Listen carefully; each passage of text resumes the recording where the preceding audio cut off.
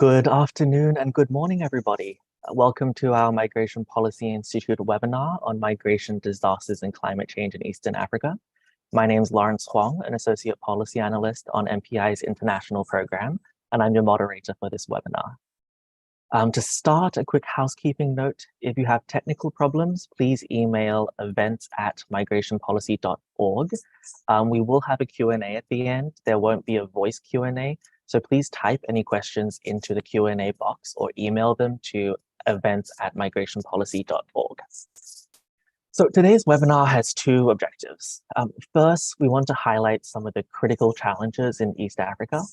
As we'll hear from our speakers, this is a region experiencing immense human suffering and socioeconomic challenges related to climate mobility and disaster displacement.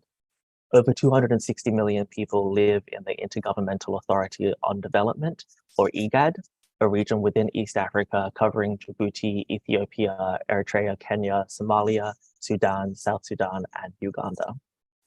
The region recorded over 3 million disaster displacements in 2022, including some 2 million due to drought alone. And many of us will have been following the drought in Somalia over the past couple of years, which is combined with conflict and floods to force people to move and to leave their homes in unsafe ways. Across the broader Eastern Africa, some models estimate that without strong climate and development action, there could be 10 million internal climate migrants by 2050. So we know this is a critical issue, this type of large-scale displacement. It can cause huge problems for the migrants themselves, as well as their host and transit communities. But if we can turn this migration into safe, planned, regular movement, it can instead help people to adapt to climate change and to make empowered choices about their futures. So given this, our second objective is to explore solutions and look forwards at what can be done to help anticipate, prepare for, and respond to these challenges. And our starting point will be one specific program called Addressing Drivers and Facilitating Safe, Orderly, and Regular Migration in the Context of Disasters and Climate Change in the IGAD region, which is long, so we call it Migration, Disasters, and Climate Change, or MDCC for short. Between March and August of this year, MPI and our partner Axiom Monitoring and Evaluation have conducted the final external evaluation of this program, which is now available online. MDCC ran for 2 years and was implemented by 4 UN agencies: the International Organization for Migration, International Labour Organization, Platform on Disaster Displacement, and the UN High Commissioner for Refugees, in partnership with IGAD and the IGAD Climate Prediction and Application Center, or ICPAC. The program helped to implement the Global Compact for Migration, which is an intergovernmental agreement on international migration adopted in 2018. MDCC had 4 main areas of work.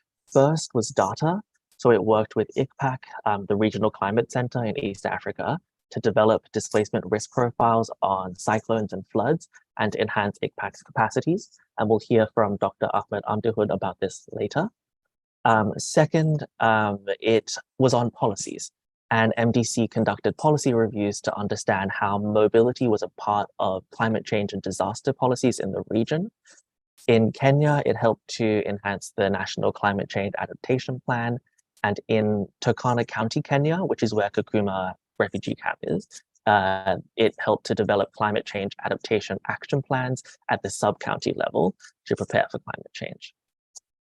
Third, on disaster displacement. In 2020, IGAD ministers endorsed the IGAD protocol on the free movement of persons. And this included an article on allowing people to move across borders because of disasters and to enter other member states within IGAD.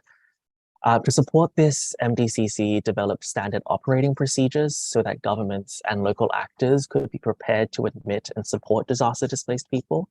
And it conducted simulation exercises to test these procedures in border regions in Kenya and Uganda and Kenya and Ethiopia. And we'll hear, I think, a bit more about this from Lucy Duxbucker. And fourth, on regular migration pathways, the program conducted an awareness-raising campaign to promote safe migration and conducted research on refugee protection. It also conducted research on green economy policies and labor market needs in order to design 3 local pilot projects in Somalia, Kenya, and Ethiopia, which helped to boost climate resilient livelihoods and allow migrants and displaced people to contribute to the green economy. As part of our independent evaluation, we interviewed 55 UN and government officials, civil society actors, and migrant and host community members. And from that, we want to highlight just a few broader lessons that can help governments, UN actors, civil society to design solutions and to implement solutions on migration, disasters, and climate change. So it's clear that governments in the region see migration, disasters, and climate change as a critical issue and want to keep working on this issue. We'll hear from Bob a bit more about what that looks like in Uganda.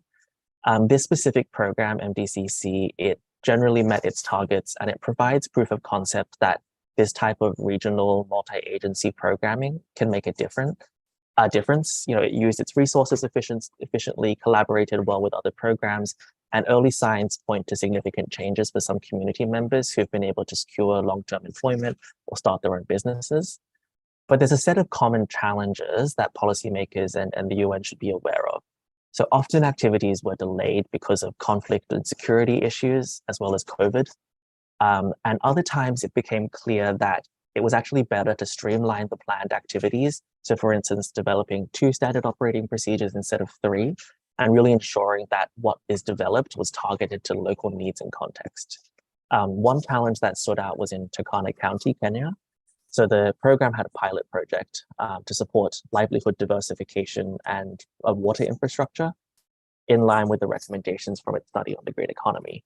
But then there was a drought, and this lack of rainfall made supporting pasture reseeding and rangeland management just much harder.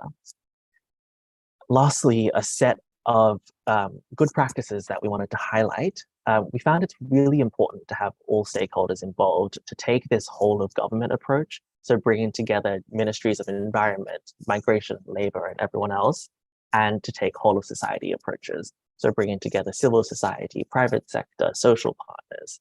And it became clear that only when there's this strong buy-in from a wide range of actors, that's when solutions take root in the long term and in local communities.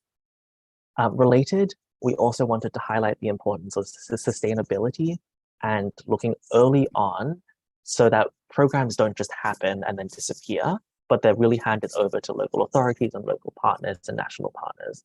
And we see some of this already. So in Ethiopia, local authorities are already working to replicate awareness raising activities started during this program. So let me end there and just encourage you all to take a look at our MPI and Axiom evaluation, which Lisa has popped in the chat. There are a host of recommendations and important findings that we hope can help you think of and to better implement solutions in the future. With that, let me turn over to our 4 fantastic speakers for today. So Dr. Ahmed Amdahun is the Regional Program Manager at the IGAD Disaster Risk Management Program at ICPAC. Lucy Duxbucker is the Head of Mission to the Republic of Uganda at IGAD. Yuri Yanti is Research and Partnerships Officer in Migration, Environment and Climate Change at the IOM, International Organization for Migration. And Bob Natipu is Assistant Commissioner for Climate Change at the Ministry of Water and Environment in Uganda. So let's start with Lucy. So Lucy Duxbucker, you're Head of Mission to the Republic of Uganda at IGAD. You come at this with, I think it's 18 years of experience as a diplomat working in the region on migration, development, governance, other related issues. From IGAD's perspective, what are the challenges you're facing related to disasters, climate change, and migration? And can you share how these priorities fit within IGAD's regional policy efforts to support migration management and the free movement of persons? Lucy. Thank you very much. Thank you so much for the very good briefing to introduce the webinar, but also for inviting us. And I would like to present our compliments from IGAD Secretariat to the Institute, as well as to all the distinguished panelists who are here with us. My Assistant Commissioner, Bob, is here. It's so nice to see you, Bob. That gives us good morale. I think, like I said a few minutes ago, today, if you go to IGAD website, you will see a very active and robust website that will give you a very good idea of what IGAD does. Basically, it's deepening regional integration for peace, security, and development. And IGAD region is basically both a region on the move and a region with severe fragility in some respects, because migration, climate change, and disasters keep the citizens and the governments of IGAD region on their toes, because if it's not drought, which recently affected over 40 million citizens, it may be floods, it may be mudslides, landslides, cyclones, and then we have the cyclic nature of wars and conflict in our region. That basically reinforces these themes that we're addressing today. In the region, we have mixed migration. Over 17 million IDPs, probably now 6 million refugees with the Sudan war going on, an unknown number of economic migrants. Unknown why? Because living in Djibouti, I've lived in Djibouti for over 5 years as a migration expert.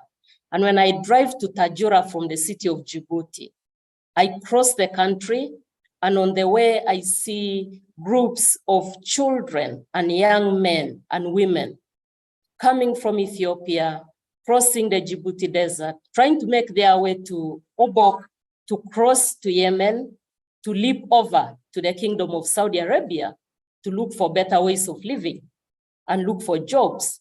And therefore, I can comfortably say that the number of migrants pursuing alternative livelihood sources, economic survival sources are unknown, because nobody knows how many of these migrants really cross deserts and cross areas other than designated borders. And most of them even do not have any papers they travel with, because they are supported by traffickers and smugglers. And therefore, in that context, the issue of disasters, climate change, and migration is at the heart of IGAD work. And when I say IGAD work, I mean member states of IGAD, the Horn of Africa, as well as the Eastern African countries of Kenya, Uganda, and South Sudan. And of course, the others are Sudan, Ethiopia, Eritrea, Somalia, and Djibouti. Now, one of the key aspects of challenge, or one of the challenges we have in the region, has to do with the legislation. And the legislation in terms of both at regional level, in terms of cross-border legislation, international law, which supports us to address this, as well as national law. In most cases, you'll find that even if our constitutions do give us provisions, for example, the Constitution of Uganda, I think it's Article 249, that calls for Uganda government to establish a disaster management commission. And this constitution was written in 1995. To date, we only have a department in the office of the Prime Minister handling disasters. And yet every year, the Rwenzori Mountains, the ranges of the Rwenzori, Mount Elgon, which is now the subject matter and attention of IGAD, are always faced with natural disasters of flooding, mudslides and landslides, and drowning whole villages. An unknown number of citizens are always lost on this, in these natural disasters. So the issue of legislation being put into policy and practice is a major issue. And therefore, institutions also get limited if they are not given robust mandate. For example, as I've given you the case, if we do not have disaster management institutions focused on managing disasters, empowered by acts of parliament or any other manner in which legislation is enacted in member states. And therefore, I would like to think that that also affects the way our budgets at national level of member states is done. The budgeting processes are usually brought up by the votes given to institutions. Now, when you don't have defined, well-grounded, legislatively mandated institutions, it's difficult for treasuries to allocate adequate financing for actions on migration, on climate change, on disaster management. The other thing also is the transient, the transborder, transboundary nature of this kind of occurrences of disasters, of climate change and migration.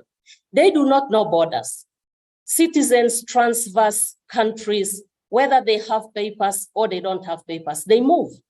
And therefore, it's very important for member states to have cross-border collaborative mechanisms and at best laws that will support them to manage citizens on the move so that they can be supported in line with national law or regional laws. That brings me to a very important legislative framework of IGAD, that is the IGAD Protocol on Free Movement of Persons in IGAD region. Now, Article 16 enjoins member states to support persons displaced by disasters across international borders. Now, this is the only legislation in the world, actually, if you examine all the frameworks we have in the world, that actually is in place regarding persons affected by disasters who are crossing international borders. And there are three dimensions to it. One, that citizens can move and change their locale if they anticipate a disaster is going to happen during disasters and in the aftermath of disasters. And then at the same time, member states agree to register these citizens who have moved into their countries in accordance with national law. Now, this aspect of the protocol provision of Article 16 also calls for certain conditions. One, it means that all IGAD member states should sign the protocol, ratify the protocol, and domesticate the protocol. So now I've been the program manager for this process towards the protocol since 2017. And I can inform you that so far the Republic of Sudan, the Republic of South Sudan, and the Federal Democratic Republic of Ethiopia have signed on the protocol. And we're having discussions with Uganda at the moment, these weeks, on them also studying and signing the protocol. But I would need at least a minimum of 5 out of 8 signatures and ratifications by legislative assemblies for the protocol to come into force. Therefore, national law actually has an interplay with the protocol. And therefore, it needs to be signed, ratified, domesticated into national law so that then we can comfortably execute and implement this Article 16. And then the third provision in Article 16 is the extension of stay of displaced persons in that country where they have gone for safety, as long as it's not possible for them to return back to their countries of origin. So these are very generous provisions. They are very generous provisions. But again, they call for readiness, preparedness, structural systems, institutional systems in member states that they are able to host these persons who are moving in anticipation, during, or in the aftermath of disasters. Now, I was involved recently under the MPTF program with my colleagues from ICPA, Omar, Mohammed, also from Djibouti, Elena, and we're working towards actually starting to operationalize this Article 16. But as I tell you, even if we do these preparatory measures, the most urgent is for IGAD member states to sign the protocol, ratify it, and domesticate it. Because the development of SOPs is a technical matter. This is for technical persons.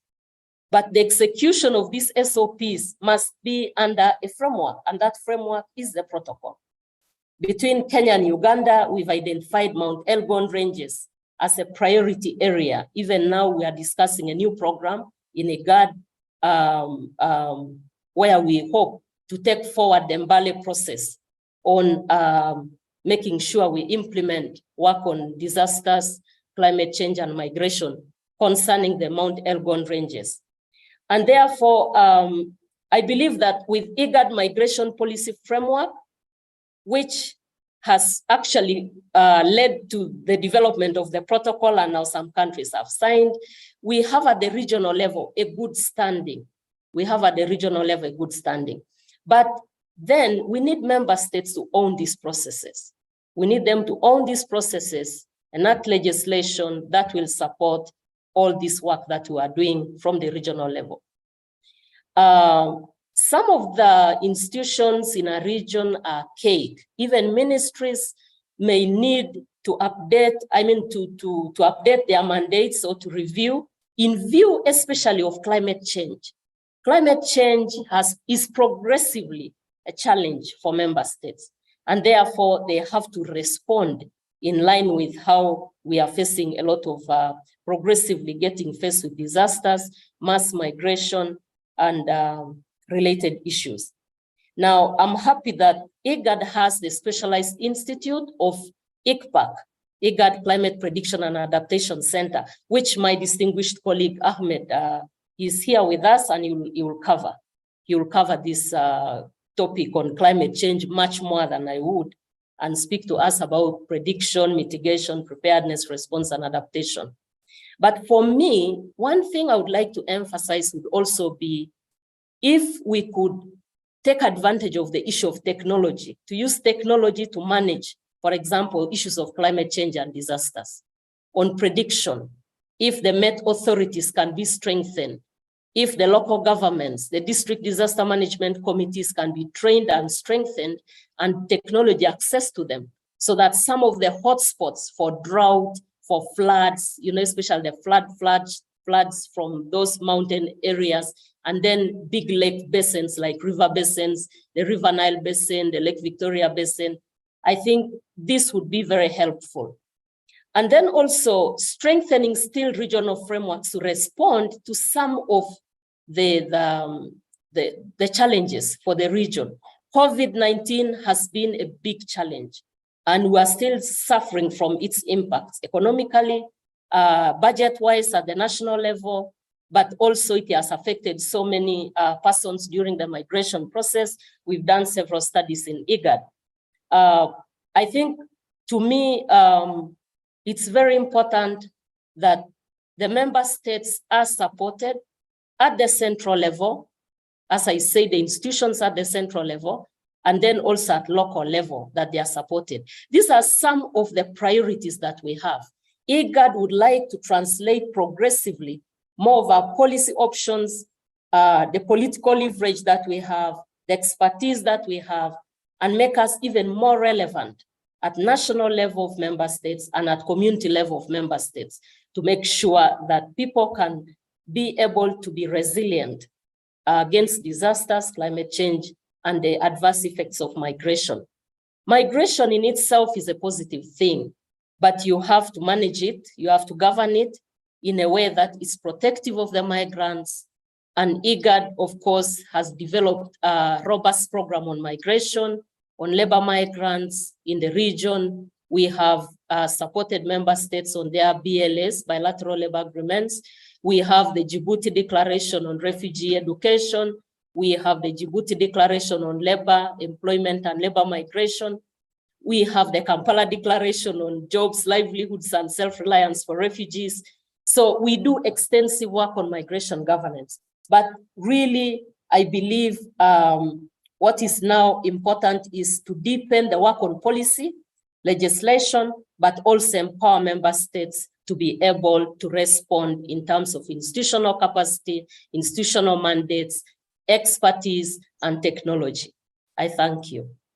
Thank you so much, Lucy. And it's very exciting to see all this progress on the free movement protocol and broadly and in the region. We're going to turn straight to Yuri Yanti from IOM, Research and Partnerships Officer.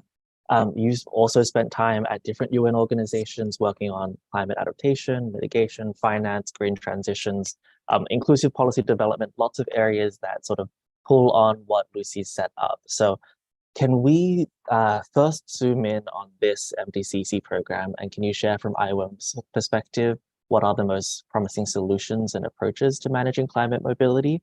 And then broadly, what have you learned from this experience in terms of the importance of policy coherence, multi-stakeholder engagement, other approaches? Over to you. Hey, thank you very much, Lawrence. Thank you, Lucy, for setting the scene. So I'll look more directly at what the current climate policy is. The region is very strong in understanding and reacting to the migration, environment, and climate change nexus, front runner globally. And if we start looking at the policies and do policy analysis, there are two key concerns that we can identify. One is climate change effect on livelihoods, especially agriculture, pastoralism. And the second one is looking at rural-urban migration and sort of disasters that are happening. So I'll start with the agriculture and livelihoods. It's IGAD region is 80% agricultural, 80% of the companies are small and medium enterprises, and we have a clear many of the entrepreneurs have a clear understanding of the climate change impacting their livelihoods already, but they are facing few issues. One is that they have limited information about the future projections. So they are, to a certain degree, under-preparing for how bad the impacts of climate change will be. And second one is the access to finance. There is very big difficulties everywhere to get to smaller ticket sizes so that frontline communities can really start implementing and having these long-term solutions that are locally led. And on these livelihoods, when we started looking closer to the small and medium enterprises, one of the big parts they were facing is that the policy is incoherent throughout the whole of society approach. So this has usually led into that the policy might be very good on a state level, but when we start going to local level, it might not connect that well, or it might be that private sector has not been part. So this way, the private sector, even though there would be incentives in place, they might not be well aware of these possibilities that are there. So this sort of inclusion in the policy making sometimes leads into limited solutions. The other part that we were looking at is this rural-urban migration, and there is this worry or a concern of migrants moving, and when migrants move, they always need something. So let's say there's need to then build new shelter, there might be need to have charcoal just for cooking, and this might then create fragility in the community that they are coming to. If there is already a limited forest cover, thinning it further might create this resource scarcity issues that we've been talking about. It might then lead into even less rainfall. It might reduce the cover for landslides or protection from landslides and so forth. So this is the sort of vicious circle that comes from non-planned migration and when there are no previous plans in place and preparedness. The other option is naturally to start early preparations, creating strong value chains, building resilience inside the communities. So this way, ensuring that when people are on the move, do they then move to the close by village or are they coming to the city? That there are robust plans on how to prepare the community, hosting community, and how to also integrate the mobile populations to this. So this is not all sorted by one tool. This needs multiple actors, multiple actions, but especially on the green economy, we had one study on specifically on this topic. So we concluded that one of the big solutions for private sector engagement is to strengthen the policy inclusion and the whole of society approach. So this is sometimes, I was already mentioning this, to have multiple levels of governance, part of developing this, but also importantly acknowledging frontline communities as problem solvers. The people who are facing the impacts of climate change are usually best prepared to address them, and they are also best positioned to articulate how does climate change impact their specific group. So there is a need, and IOM has tried to support. Sometimes this means creation of new spaces. It might be for specific communities to be able to come together to come up with new solutions. It might be specific groups like women or youth to come together to identify how it impacts really that specific group, and this way aggregate the voices and integrate them into different levels of policies. So for this, then looking at how to really boost the green economic transition in a way that it's not just bringing more green economy, but also strengthening the people in the most vulnerable positions. So for there, grants are a big part that can help the most vulnerable groups, but it's a very double-bladed sword, because if an economy becomes grant-based, it actually slows down the economic transition. So there's this very fine line that needs to be navigated when having the green economic transition, so that it's not just the well-off that are part of it, but everybody can be included in the value chains are strong, and that also there are different instruments and different tools for different groups who feel different impacts. So that is the key takeaway, is that there's this urgent need to move from reactive solutions of looking at when people already need to migrate because of climate change impacts, to having a proactive approach, identifying the risks, the natural hazards that are coming. Because if we do act early, climate hazards do not become disasters. These are part of our preparations as governments, as organizations, as communities, building resilience.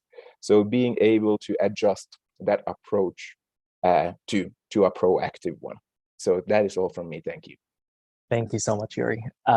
And as part of this move from reactive to proactive, we want to talk a little bit about what national governments are doing. So I'm going to turn to Bob Natifu, who is the Assistant Commissioner for Climate Change in the Ministry of Water and Environment in Uganda, responsible for the government's policies on climate action. And yourself, you've also researched issues like climate governance and climate risk. The government of Uganda has been at the forefront of supporting regional and international action on these issues, including spearheading the Kampala Ministerial Declaration on Migration, Environment, and Climate Change. So, Bob, can you share why these issues are a priority in Uganda, and what do you hope this declaration will achieve? Okay, so thanks very much, Lawrence, and thanks very much, Lucy and Yuri, for explicitly pointing out particular policy areas that we need to focus at. But to the organizers, the MPI, I think this is really, or these webinars are critically important because they allow all of us to engage with distinguished panelists, such as the one that you have on here. So most of the things actually have been said in terms of challenges and where we want to see ourselves going. But I think to start my point, I want to frame my discussion bound around and building a point to what Lucy was saying about the environmental and what Yuri was saying about the environmental challenges that we have faced with. So arguably, the environmental dynamics have long played a factor of shaping migration for quite a while. In the context of the changing environment, people moving from within the different forms of movement or migration, so to speak, within our own countries and beyond borders. I think that's a very key important point to start with as a point of reference. And this mobility, whichever way you look at it, whether within our own countries or within our own districts or within our own localities and beyond the borders which we occupy, I always argue spans around a continuum from displacement to more natural forms of migration. So what does that tell us? So in our regions, it's either floods, landslides, as well as slow onset events and processes that we've already heard from the different speakers, such as severe droughts, to increased water levels, environmental degradation, and changing rainfall variability. All these things actually play out in our faces that actually lead to the kind of human mobility that we are seeing between the different borders, but also between our own countries. So this complex dynamics playing out makes solving the livelihood issues of livelihood security within our areas, very, very complicated in the context of sustainable development. So just to give an example, if you look at, actually it's you, Lawrence was talking about the number of people that have been moving in 2023. And if I can take you back a little bit, actually the reports that I've had or I've seen, if you look at the 2021 report, it actually shows that about 2.6 million new disaster displacements have occurred over the sub-Saharan region in 2021 alone. And like you rightly say, in 2022, it's about 3 million. And from my conservative estimate, if you look at 2023, it will even be a mark higher up from what you've, from the 3 million that you referenced. So now all these actions playing about actually point to the kind of action or response that governments need to take in order to address not just displacements, but I think the causes of what is causing these displacements to happen. That alone, you may know for sure that Uganda is host to about 1.6 million refugees, which is also a very significant number of people. But I'm consciously optimistic that addressing this nexus of migration, disasters, and climate change is actually going to help us, and it's filled with good intentions for resilience building. Because if you look at every policy document that we come up with, talks about not only low carbon development path, but with a greater emphasis on resilience. And hence the Kampala Declaration that we've come up with, which actually acknowledges the impacts of climate change that we are faced with, the floods, landslides, and the droughts that we're faced with, but which serves as a guide for all the, not only ESC and IGAD member countries, but now we've gone up to the continental level to see that all countries within the continent of Africa actually respond to addressing not only these climate change impacts as we know we're faced with, but also by extension to try and address issues of human mobility. So that's the key reason and key point why we've come up with this Kampala Ministerial Declaration on environment, on migration, environment, and climate change, not only at regional level, but going as far as continental level and forward-looking to going to the extent of having it at global level. So the question then becomes, what does this declaration focus on? Having it listed the challenges in part and why we're coming up with this declaration. The declaration places an urgent call on so many issues. I'll just maintain myself for about 4 issues. The first issue, it talks about the progressive desertification and land degradation that creates forced mobility of people and livestock. And like you've heard the 2 previous speakers talk about how people migrate from, for example, all the way from Western Sahara to Djibouti to down in South Africa. People tend to move because of the challenges that are environmental challenges that we're faced with. The second point is the unsustainable use of ecosystems and the impact of the frequent and intense extreme weather events, and by extension, which disrupts our well-being. Because being a heavily agriculture-based economy, if it doesn't rain in my village, the first point of option that my mother will look out for will be the forests or the wetlands. And if those are not well addressed, then it has a corresponding implication on what we've set as our climate action goals in the NDCs.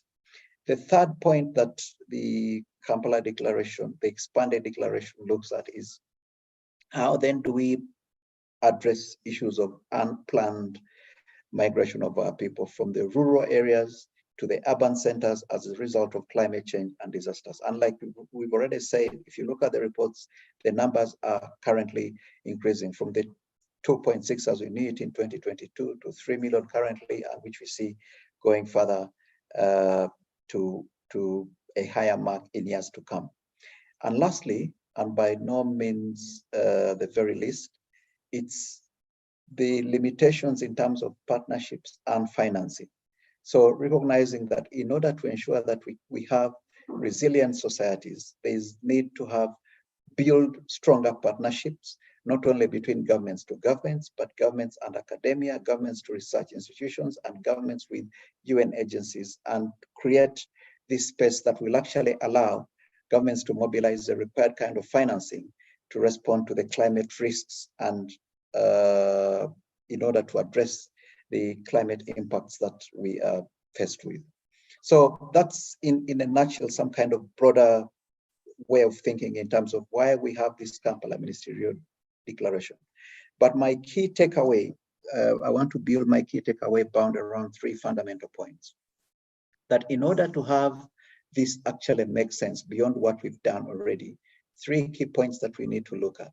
First, they need to have facts and data in place we can rely on to assess the situation further and ensure that this nexus between migration, disasters, and climate change or environment comes out more clear and becomes more evident for everybody else that should talk about. The second point is bound around the policies that we frame, not only at national level, but policies that we form from national, regional to international level. In the climate change processes, for example, we undertake what we call the national adaptation planning processes as a kind of framework that helps countries to build resilience.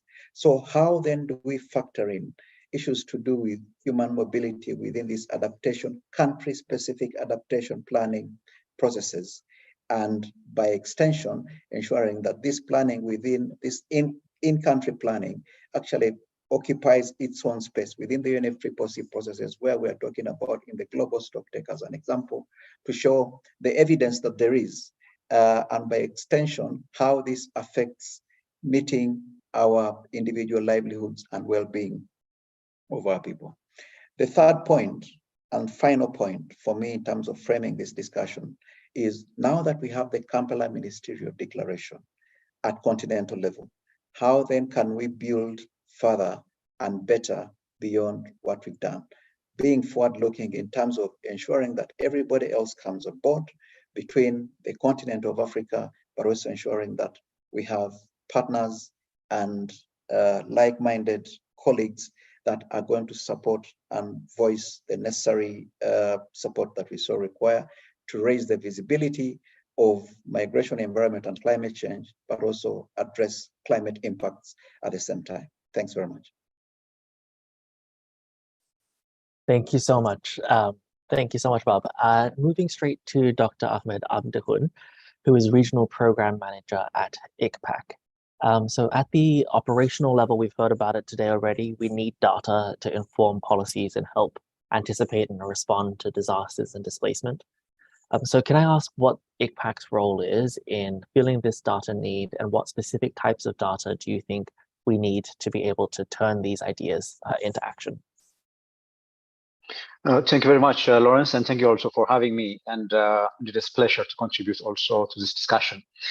I'll just pick it from where Bob has left it in terms of identifying, for example, data and facts and evidence as a key to understanding, but also addressing the adverse impacts of climate change in the form of human mobility, displacement, migration, and also planned relocation. We just came out of a regional, consecutive drought seasons, 5 consecutive drought seasons, which is now a new normal. We are afraid that, in fact, displaced over 2 million people in the region. Now, the real question is this: when we talk of data, where are these people originating from? Where they headed to? Where are they now? And so on. I think that's very, very critical. So I'll be addressing the data questions that you raised, Lawrence, within this framework, particularly this Horn of Africa. Some describe it as epitome of crisis. Usually disasters usually compound, but with cascading impacts, which often leads to loss of livelihoods, which immediately leads to displacement. As we conclude the drought season now in October, November, and December, we are bracing for El Nino condition.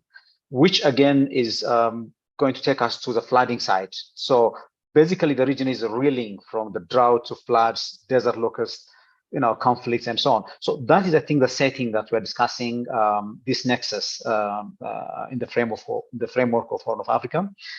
We just concluded also recently a regional risk profile, displacement risk profile, which is actually an eye-opener in terms of estimating displacement in current and future climate. So the estimates that we're getting is that nearly 1.2 million people will be displaced every year on average due to floods. We are going to do for the same for droughts, and we'll see the figure. So the figure is already staggering for floods, which definitely is beyond the capacity of the countries and the region, in fact. That's where we see migration now, crossing borders, crossing international borders, and moving in those known pathways, let's say the eastern route, northern route, and southern route. So basically, this is the framing. To just address specifically on what ICPAC particularly is capable of doing, just maybe for the audience, ICPAC is the Regional Climate Center of IGAD, providing services for 11 Greater Horn of African countries, from northern Sudan to southern Tanzania. The main actually contribution of the center is providing climate forecast, but also monitoring major hazards in the region. So when you talk of displacement, especially disaster displacements, we understand that it is in the context of climate variability and climate change, if not due to conflicts. So this is now where the data element is coming from. Monitoring already, there are data that can be collected, but also one humble effort that we have put together with partners under the project that you mentioned, Lawrence, addressing adverse drivers in the context of addressing adverse drivers of human mobility in the context of disasters and climate change. ICPAC and IGAD played actually a very important role with partners like IOM, ILO, PDD, UNHCR, and others to understand displacement in the context of slow onset and sudden onset disasters. Our focus in this project was on the sudden onset, particularly looking at floods, looking at cyclones. What's going on in terms of how these drivers are really displacing communities? When is that decision to move is taken at individual and household level? All those efforts have been put in place to understand the dynamics of displacement, particularly in the context of climate extremes such as floods and cyclones. The real question is now, in addition to modeling, what we are trying to do is, can we also try to forecast risk of displacement, which is quite important, because at the end of the day, nobody wants to deal with a crisis. We better anticipate and prepare for displacement, migration, because it's much cheaper, much dignified, and also more sustainable. So that is, I think, where the data modeling aspect is coming, and ICPAC is handling that activity with particularly PDD and as well as the Chima Foundation. Now, the critical element is now at IGAD and ICPAC particularly, we have started integrating the data already in our system, what we call East African Hazard Watch, to try to understand the patterns, and where are the hotspots of displacement, what really transpired over the last many years, so that we set threshold values and understand the triggers of displacement in this region. I think this is a humble effort from ICPAC, and this is the way we are contributing, particularly in understanding the displacements, migration also, and also planned relocation in the context of climate change. I would say we play a humble role in that respect, because work is already ongoing. We have quite a number of plans around that. Coming to the second bit of your question, particularly what type of data is needed now, particularly to turn these policies into action. This is, I think, very, very important, particularly summarizing what the distinguished speakers have pointed out. Critically enough, I think when you talk of data, I would say we need every type of data, because we are dealing with a complex natural and human system in the region. That is how I understand displacement, migration, and relocations. If you look at, for example, the biophysical and socioeconomic data, it all starts, I think, from that place of origin. What are the adverse drivers of displacement? That is the most important place to start. And in my humble understanding, understanding data, more disaggregated data, in terms of place of origin, transit, and also destination, provides an important policy insights, but also helps targeted actions towards addressing the issue. So the importance is basically understanding place of origin. What we can do in the place of origin really matters. The rest is, I think, managing, the process or managing the crisis in some cases. So I think in terms of data now, aggregation is one form of disaggregation is in terms of understanding data in place of origin, transit, and destination. But also the other disaggregation is actually understanding who is in the move. Particularly, is it that they lose the whole of livelihoods, their livelihood assets, so that they are moving, or is it sections of the communities, which often is the case in some areas, that is really moving? This also helps to understand and also design or formulate our policies in such a way that it addresses the root causes of displacement and the root cause of migration. I think it's African discourse, it's African perspective that migration is a sort of adaptation, a form of adaptation, which is correct. Okay, but it is more so if we are able to understand, okay, the adverse drivers and able to address them, which also has an element of big questions globally, actually, big questions like the climate crisis, big questions like restructuring the financial systems and so on. This is embedded in that understanding, in that data of displacement in place of origin, transit, and also destination. Because climate change, the real face of climate change is creating climate extremes, which, according to climate change projections, are yet to be now more severe, more frequent in the Horn of Africa. So in view of that, we are expecting actually more displacements in view of this crisis globally. So it has an element of burden sharing, understanding and addressing more at the roots, more at the origin than usually at the border posts and so on. I think that's very, very important. So our data need to reveal such a reality, such facts on the ground, which are quite important if we have to address the matter sustainably.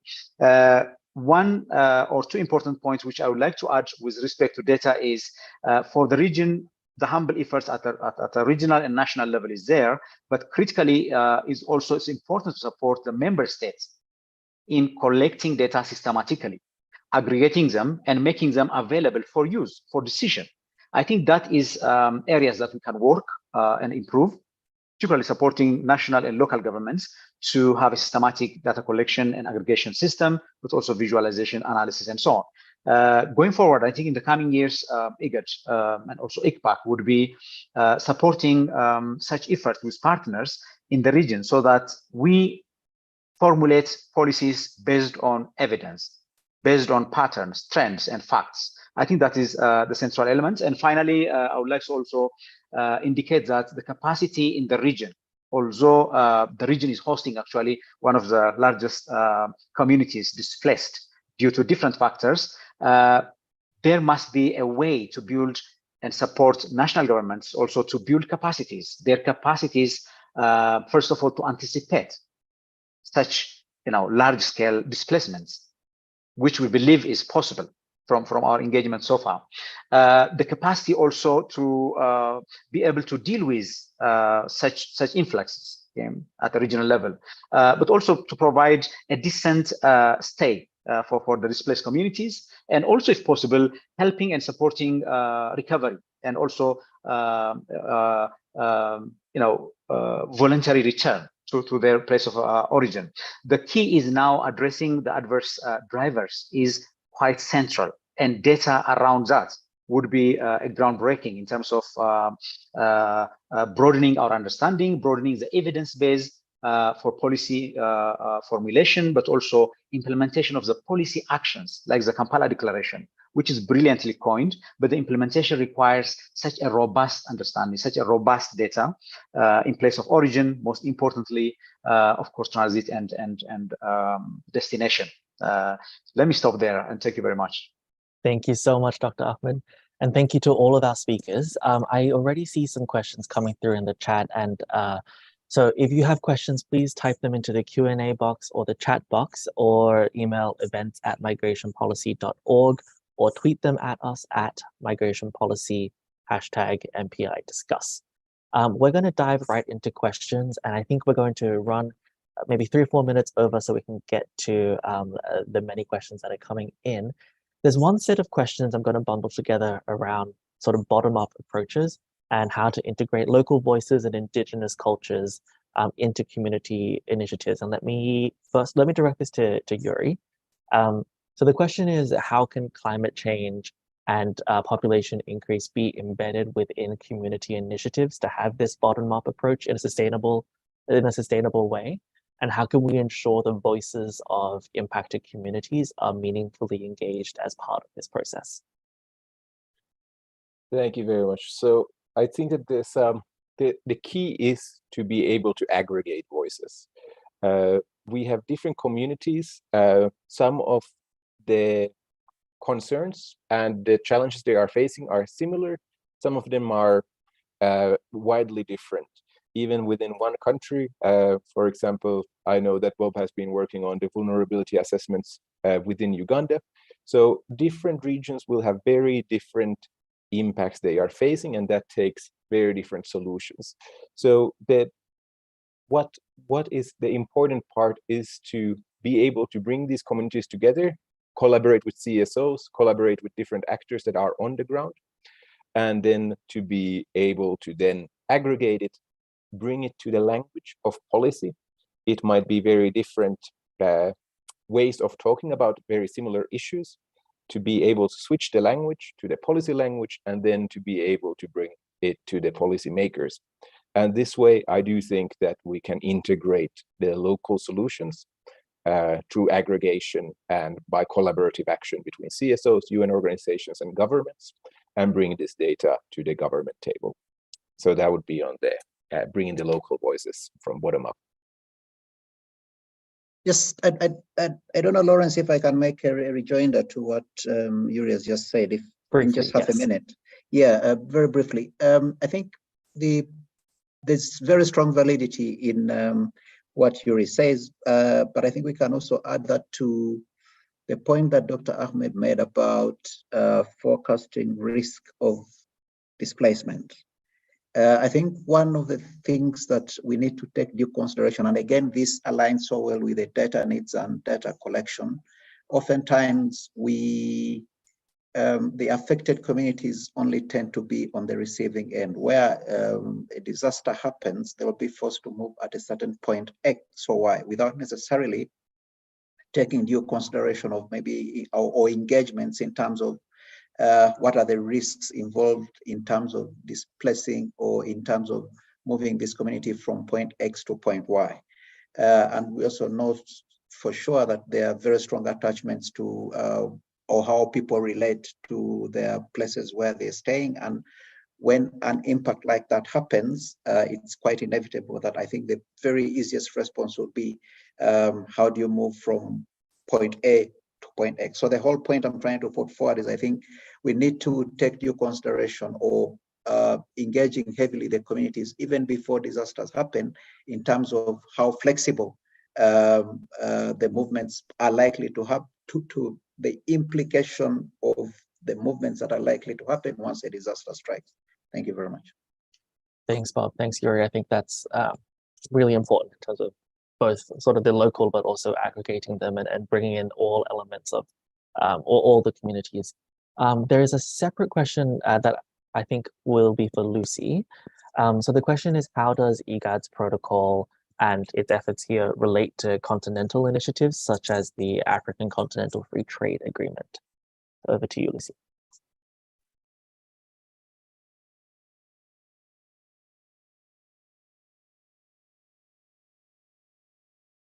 Hi, sorry, I was trying to read the whole question. I hadn't read it. I believe that a free movement regime of persons and trade is like a coin with two faces. The movement of goods, as you see, envisioned in the African Continental Free Trade Agreement calls for the free movement of persons as well. And this is where we really have to work hard to get a very clear understanding. I was part of the experts who were in the formulation process for the AU Protocol on Free Movement of Persons from 2018. We did that over a period of time. And then in Kigali, 2018, I believe it was adopted in January at the Heads of State and Government Summit. And then the CFTA came much later on. But what is surprising is that to date, only about 4 countries have ratified the AU Protocol on Free Movement of Persons. And yet, almost all the African AU member states have signed on to the CFTA. We forget that goods cannot move in a restricted regime. Persons are the facilitators of movement of goods. And infrastructure development, the issue of tariffs, developing the key bodies, customs authorities, revenue authorities, these all, and immigration authorities as well. These are all parts of the whole, one person. So it's very important to address the achievement of the aspirations of the CFTA in the context of the free movement of persons as well, and vice versa. The free movement of persons is required for trade in the continent. But so far, we have very stringent visa regimes, as you know, and I can refer you to the UN ECA or ECA website to see the visa index. You can see how restrictive the visa regimes are in Africa. And then the other thing, of course, is how do these address movements from and to the IGAD region to and from other regions in the continent? Currently, in IGAD region, we enjoy 2 types of free movement regimes. We have IGAD member states who are part of the East African community, who have enjoyed the Common Market Protocol 2010 and the regulations on free movement of persons, which has actually been a very successful model of trade and free movement of persons. And the continent could actually learn from that. And then the second category of countries enjoying free movement regimes are those with bilateral arrangements. Kenya with Ethiopia, probably with Djibouti, allowing Djiboutians to go to Ethiopia without visa. So the bilaterals have been functional for a long time. The EAC has been functional for a long time. But on the other hand, we still have restrictions of visa, even within IGAD region. So trade is robust in the context of the EAC, but in the context of IGAD overall, it's not very easy to execute trade relations because of restrictions by law on investment or the right to establishment, which is one of the aspirations, the rights in a free movement regime, the right of establishment, investments. Some of our member states even have restrictive policies and laws that restrict foreign citizens from investing in their countries, while others have relaxed regimes. So these are the obstacles, these are the opportunities that we have to work on and exploit towards a coherent move in the continent, that we have a free movement regime that interacts or that encompasses trade and persons as well in the free movement regime. Thank you.